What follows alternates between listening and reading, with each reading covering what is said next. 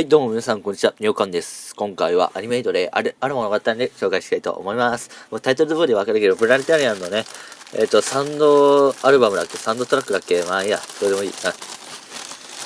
どうでもよくないんだよね。これレシュートだ。レシュートプン。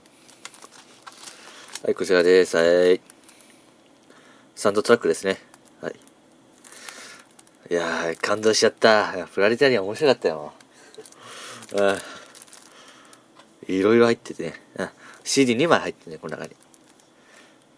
いろいろ入ってます。はい。いろいろ入ってますね。はい。では、着ていこう。よしと。あれ、くそ、開かないな。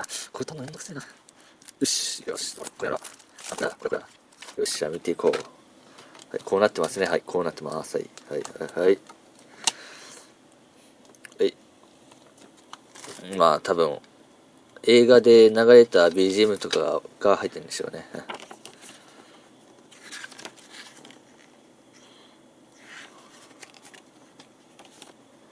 あれ、なんかいろいろ歌とか入ってんな、これ。はい。まあ、ということで、次はタペストリー着ていこう。タペストリー。プラネタリアンの CD3 枚買ったんで、タペストリーがついてきました。はい。よし、どんな感じかな。星もいいんだね。はい。プラネタリアン。これはあれだね。